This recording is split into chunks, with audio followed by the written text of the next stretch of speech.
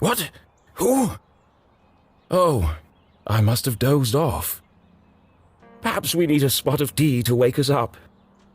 What do you say, Rufus? Yes, quite right. Better get back to work. This book won't write itself. Maybe I should start somewhere easier.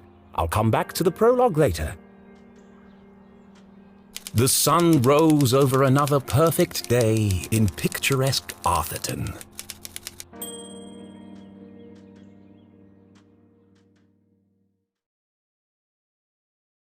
To the casual observer, Arthurton seemed like any other small, quiet town. It was nestled in a valley between two mountains, lined by lustrous forests, and perched on the edge of a pristine lake.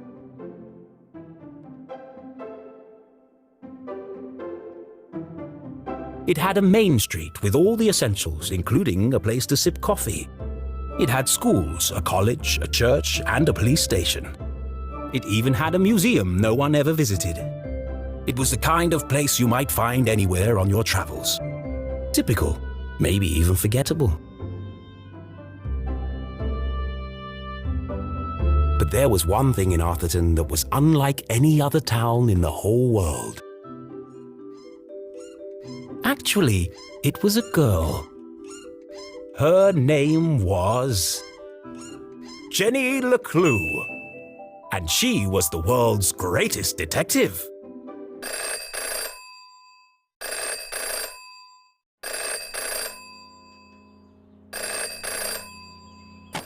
Finkelstein residence. Oh, hello, Glenda. Yes, he said he might ring. Okay, patch me through then.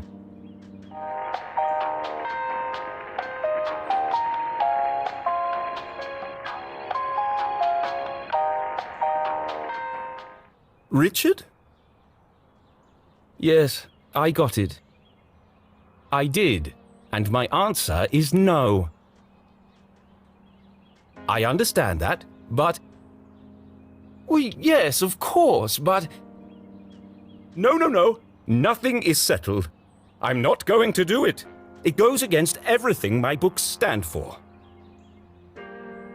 No, not yet, but... If I could just...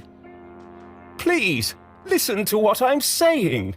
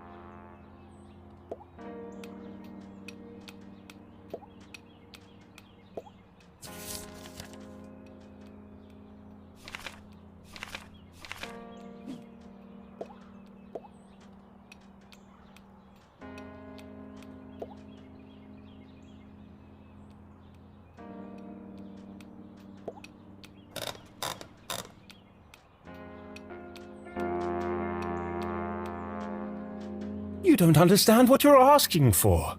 You want me to turn Jenny's world upside down? Kill off my characters and destroy everything I've built over the last 30 years? Fine. I'll give you what you want.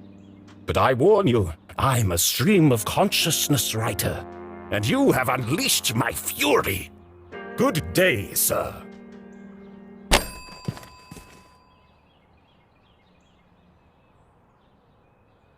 Boring? Predictable? Pah! Well, if it's murder they want, it's murder they'll get.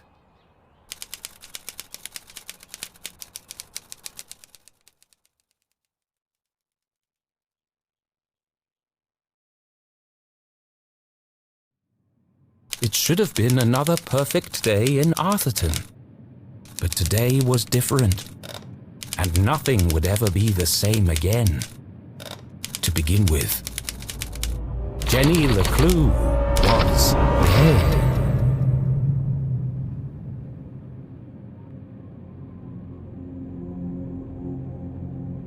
Her skin was pale, her eyes glassy and frozen. What cruel fate had befallen our beloved detective?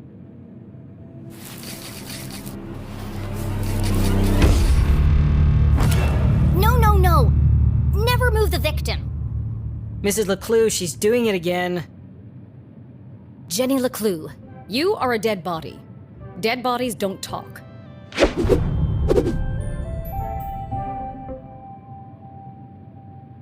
But he's doing it wrong!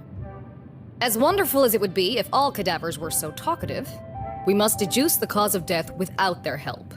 With only the evidence laid before us, we build a picture from the fragments left behind. We collect clues, interpret the data, and solve our puzzle one piece at a time, until it feels as if the victim is speaking to us. But Jenny is right, Jonathan. You mustn't disturb the crime scene. Vital evidence could be lost. Sorry, Mrs. LeClue. Okay, you've all had a chance to study the body? Who can postulate how she met her demise? Ooh, me! I think it was an accident. Yeah, she obviously wasn't looking where she was going.